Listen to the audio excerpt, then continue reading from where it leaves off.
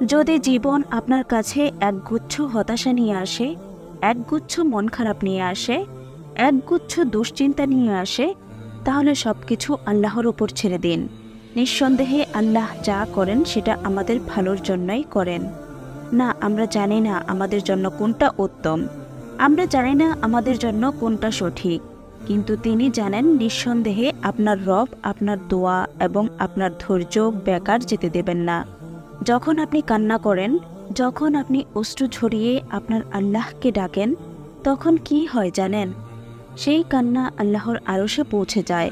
আর আমাদের রব, আমাদের আল্লাহ আমাদেরকে বলেন যে আমি তোমার নিকটবর্তী, তোমার অন্তরের থেকেও নিকটবর্তী। আপনি যখন অশ্রু ঝরান, আপনি যখন আল্লাহকে ডাকেন, আপনি যখন আল্লাহর জন্য কান্না করেন, তখন আল্লাহ তা শুনেন, তা জানেন, তা বোঝেন। আপনি যখন গভীর রাতে জেগে উঠে তাহাজ্জুদের নামাজ পড়েন, যখন আপনার চোখের পানি গড়িয়ে পড়ে সিজদায়, তখন আপনার রব তা দেখেন। সেই পরিস্থিতিতে আল্লাহ আপনাকে দেখছেন এবং তিনি জানেন আপনি কতটা কষ্টে আছেন। সেই সময় আল্লাহর দরবারে আপনার কষ্টের কথাগুলো বলুন।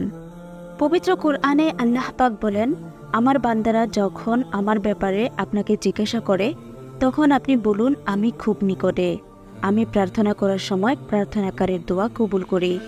সূরা আল বাকারায় আল্লাহ পাক অনেক সুস্পষ্টভাবে এটাকে উল্লেখ করেছেন। নিশ্চয়ই, নিঃসন্দেহে পৃথিবীর কোনো মানুষ আপনার কষ্ট বুঝুক বা না বুঝুক, আল্লাহ পাক অবশ্যই বুঝেন। তিনি আপনাকে আরও শক্তিশালী করে তুলবেন। তিনি আপনার ধৈর্যের পরীক্ষার পর আপনাকে পুরস্কৃত করবেন। তাই আপনার কষ্টের কথা, আপনার দুঃখের কথা সবকিছু আল্লাহর কাছে খুলে বলুন। আপনার হৃদয়ের ভার কমে যাবে। আল্লাহর রহমত এবং শান্তি আপনার জীবনে অতিবাহিত হবে। একটা কথা মাথায় রাখার চেষ্টা করবেন, পরীক্ষা তাদের জন্যই হয় যাদেরকে আল্লাহ পাক চান, আর সবর তারাই করে, ধৈর্য তারাই ধরে যারা আল্লাহকে চায়। নিঃসন্দেহে আমাদের রব সমস্ত কিছু জানেন। তিনি মানুষের অন্তরের খবর রাখেন, তিনি মানুষের অন্তরের খেয়াল রাখেন। আর আপনার তকদির ততবারই পরিবর্তন হয় যতবার আপনি তার কাছে হাত পাতেন। রাসূলুল্লাহ সাল্লাল্লাহু আলাইহি ওয়াসাল্লাম বলেন, দোয়া ব্যতীত কোনো কিছুই ভাগ্যকে পরিবর্তন করতে পারে না। জানেন দোয়া কি? নিজের প্রতিটা পেরেশানের কথা আল্লাহকে বলে নিশ্চিন্ত হয়ে যাওয়া। ইমাম আলী রাদিয়াল্লাহু তাআলা আনহু বলেছেন, যে তকদিরে বিশ্বাস করে, যে নিজের বিপদ আপদে ঘাবড়ায় না, মানুষকে হাজারো বার মিনতি করার পরেও রাজি হয় না, আর আমার রব একটা সিজদায় রাজি হয়ে যান। আমি আল্লাহর সাথে কথা বলতে পছন্দ করি, কারণ একমাত্র তিনিই আমার কথাগুলো গুরুত্ব সহকারে, মনোযোগ সহকারে শুনবেন। মনের কষ্টগুলো আল্লাহর সাথে শেয়ার করলে হৃদয়টা জুড়িয়ে যায়। অনেক অনেক অনেক বেশি মানসিক শান্তি পাওয়া যায়। কিছু সময় আল্লাহর স্মরণে কাটালে নিজের সময়টা ঠিক হয়ে যায়। আপনাকে বিপদ দেওয়ার আগে আল্লাহ তার পরিত্রাণের পথ বের করে দেন।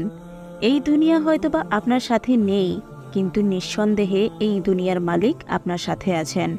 শুধু আমাদের লক্ষ্য যেন এটা থাকে যে আমি কোনো মানুষকে নয়, বরং আল্লাহকে রাজি করতে চাই। আমার আল্লাহ রাজি থাকুক। দুনিয়া তো এমনিতেই কারো জন্য নয়। যদি আপনার শান্তির কানেকশন কোনো মানুষের সাথে থাকে, তাহলে বিশ্বাস করুন আপনি আর শান্তিতে থাকতে পারবেন না। আমরা যেখানে সবথেকে বেশি আশা রাখি, সেখানে সবথেকে বেশি হতাশ হই। আমরা যেখানে সবচেয়ে বেশি বিশ্বাস করি, সেখানে সবথেকে বেশি ধোঁকা খাই। আমরা যেখানে সবথেকে বেশি আস্থা রাখি, সেখানে সবথেকে বেশি নিরাশ হই। তাই সমস্ত আশা, আস্থা, বিশ্বাস, ভরসা আল্লাহর উপর রাখা উচিত। আমাদের রবের উপর রাখা উচিত। এই পৃথিবীর পরিচালকের উপর রাখা উচিত। আমাদের সৃষ্টিকর্তার উপরে রাখা উচিত। বিশ্বাস করুন, যদি আপনার শান্তির কানেকশন আল্লাহর সাথে থেকে থাকে, তাহলে আপনি শান্তিতে থাকতে পারবেন। ভেঙে পড়ার পরেও যদি আপনার মধ্যে সাহস আসে, তাহলে বুঝে নেবেন রব আপনাকে ধরে নিয়েছে, আপনাকে সামলে নিয়েছেন।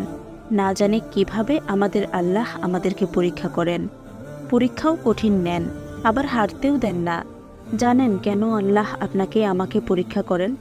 যাতে আমরা তার নিয়ামত বুঝতে পারি, যাতে আমরা তার শুকরিয়া আদায় করতে পারি।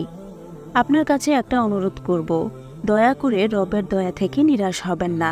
নিঃসন্দেহে তিনি উত্তম পরিকল্পনাকারী। নিঃসন্দেহে তিনি অনেক অনেক অনেক বেশি দয়ালু। নিঃসন্দেহে তিনি অনেক অনেক বেশি ক্ষমাশীল।